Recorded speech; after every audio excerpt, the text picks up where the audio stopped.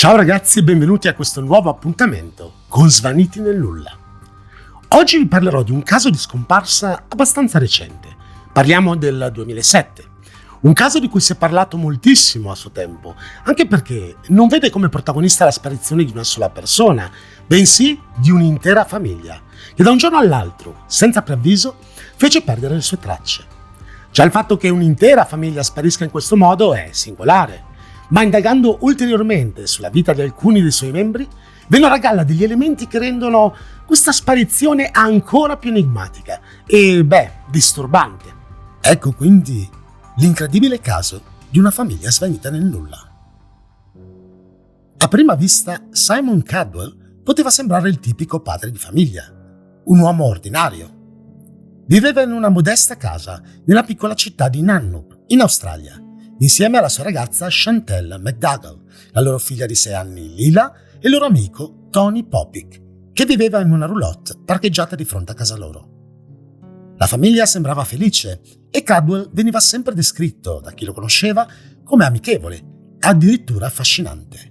Ma dietro quella facciata di normalità si nascondeva un lato bizzarro e alquanto oscuro. La stranezza del nucleo familiare avrebbe iniziato a manifestarsi subito dopo il loro trasferimento nella proprietà, nel 2004. Fin da subito mostrarono ai vicini il loro strano modo di agire e ragionare. Cadwell dormiva tutto il giorno e stava sveglio tutta la notte, e Popick era noto per dare alla gente i brividi con la sola sua presenza. Secondo i vicini, nel corso degli anni, il comportamento di Cadwell divenne sempre più incomprensibile. Parlava spesso di alieni e UFO e cominciò a farneticare sulle onde elettromagnetiche irradiate nella sua proprietà da organizzazioni malvagie che riteneva facessero parte di una cospirazione per uccidere lui e la sua famiglia. Affermava di sentirsi costantemente osservato e tenuto sotto controllo. In un'intervista, uno dei vicini affermò quanto segue. Simon era paranoico riguardo ai campi elettromagnetici. Ne parlava sempre, fino al punto che gli veniva l'orticaria e la sua faccia diventava rossa come un peperone. Questo andò avanti per 4 mesi. Cominciò a seppellire un mucchio di calamite in giro nel giardino di fronte a casa, perché credeva che fossero in grado di respingere le onde elettromagnetiche. Una volta mi sono avvicinato a casa sua e lui stava sbraitando contro Tony, Popick, intento a scavare in giardino per recuperarle. La seconda volta che l'ho visto era fuori di sé. Diceva che stavano cercando di uccidere lui e sua figlia e che era andato dal dottore per prendere una specie di medicina. Lui e Tony erano completamente fuori di testa. La sua ragazza McDougall sembrava essere relativamente normale, ma si stavano creando una pessima reputazione nel quartiere, quella di strambi. Tuttavia, la situazione sarebbe diventata ancora più strana quando il 13 luglio 2007 tutti e 4 se ne andarono e sparirono dalla faccia della terra.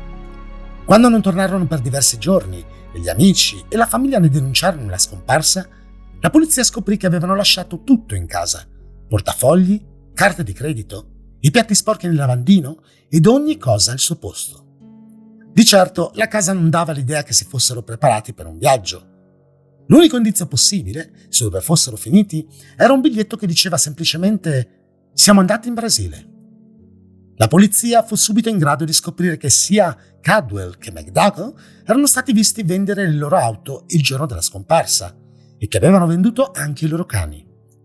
Alcuni testimoni affermarono che Cadwell aveva detto loro che stava per portare la famiglia in Brasile per unirsi a una comunità spirituale remota e solitaria in una piccola città. Mentre tutto questo accadeva, però, i conti bancari della famiglia non erano stati toccati e non c'era traccia di loro da nessuna parte. La polizia iniziò a scavare sempre più a fondo nella faccenda e scoprì alcune cose in merito a Cadwell che definirei piuttosto sinistre.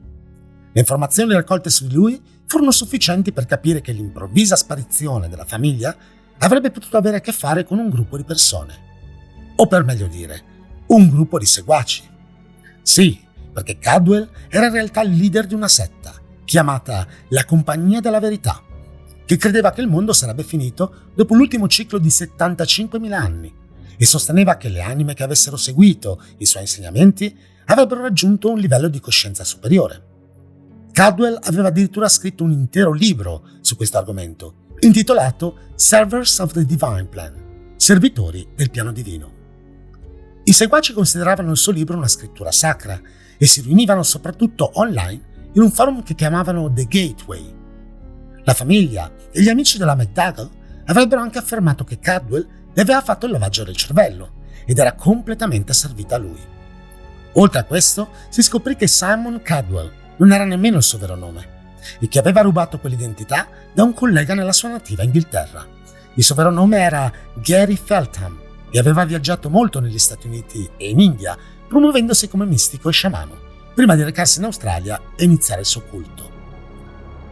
Inizialmente, quindi, si pensò davvero che avessero semplicemente lasciato il paese per andare in Brasile, come avevano detto. Ma c'era qualcosa che non andava. La polizia di frontiera non aveva registrato l'uscita dal paese di nessuno dei membri della famiglia. Questo fatto, più il losco passato di Cadwell e la sua posizione come leader di una setta, portò presto la polizia a sospettare che potesse aver portato a termine un gesto terribile. Il sospetto fu rafforzato quando uno dei membri del culto online menzionò che Cadwell aveva parlato di realizzare un patto suicida, ma non c'erano prove reali di tutto questo. Era solo una congettura. Tra l'altro non si sapeva neppure cosa intendesse realmente Cadwell dicendo quella cosa, o se l'avesse detta realmente. La polizia avrebbe poi appreso che una donna che Cadwell aveva frequentato nel 1993, una donna australiana di nome Deborah, era anch'essa scomparsa dopo aver fatto un viaggio in India con lui, ma non c'erano prove concrete che collegassero le due cose o che lo vedessero responsabile di un crimine. Un'altra idea era che potessero essere spariti dalla circolazione e che vivessero nascosti da qualche parte in Australia sotto pseudonimi. Dopotutto, Cadwell aveva assunto un'identità falsa in precedenza, quindi sarebbe stato relativamente facile farlo di nuovo. Tuttavia, all'epoca non c'erano indizi solidi a supporto di nessuna di queste nuove teorie. La scomparsa diventò ben presto un cold case, con solo sporadiche segnalazioni di presunti avvistamenti del gruppo ovunque in Australia, ma che non portavano da nessuna parte. Fino a quando, nel 2013, finalmente emerse una pista promettente. Gli investigatori avrebbero scoperto che un uomo che utilizzava l'identificazione di Popik aveva visitato Perth e soggiornato all'ostello Northbridge Underground Backpackers il 15 luglio 2007, dopo aver viaggiato in treno da Bunbury a Perth nel primo pomeriggio. Lo stesso uomo avrebbe poi preso diversi autobus e treni per Northcliffe, una cittadina nella foresta a 350 km a sud di Perth, e Kalgoorlie, circa 600 km a est di Perth, prima di scomparire di nuovo. Da quanto si capì, il viaggio lo avrebbe realizzato da solo, un fatto che insospettì la polizia. E se avesse recato danno agli altri membri della famiglia e stesse cercando di scappare? Ma anche questa rimase un'ipotesi supportata da nessuna prova. Questo è più o meno il punto al quale si è arrivati oggi. La famiglia di Settari, a patto che lo fossero tutti, è semplicemente svanita nel nulla e non esiste uno straccio di prova o indizio che possa dirigere le indagini nella direzione adeguata. Uno degli investigatori del caso, il sergente Greg Balfour, ha detto al riguardo: «È veramente un mistero. È una storia così bizzarra e dal 2007 non abbiamo avanzato di un passo. Ne sappiamo ora tanto quanto ne sapevamo quando iniziamo le indagini. Non ci sono prove che suggeriscano che siano morti, così come non ci sono prove che suggeriscano che siano vivi. Sappiamo che Tony era molto protettivo nei confronti di Chantel e Lila, ma sappiamo anche che erano obbedienti, sottomessi a Cadwell. Aveva un modo di parlare molto persuasivo e penso che se avesse suggerito qualsiasi cosa, loro sarebbero state d'accordo. Ricordate, ha avuto successo quando ha allontanato Chantel e Lila dalle loro famiglie, quindi è perfettamente possibile che siano vive, che vivano fuori dalla rete da qualche parte in Australia o oltreoceano. Ci sono altri modi per lasciare il paese, potrebbero essere partiti in barca o su uno yacht. Ci sono così tante possibilità, così tante incertezze. Anche i fatti sollevano più domande che risposte. Cos'è successo a queste persone? Dove sono andate quel fatidico giorno? C'entra davvero la setta? Oppure è semplicemente una falsa pista? Questo caso può sembrare all'apparenza semplice.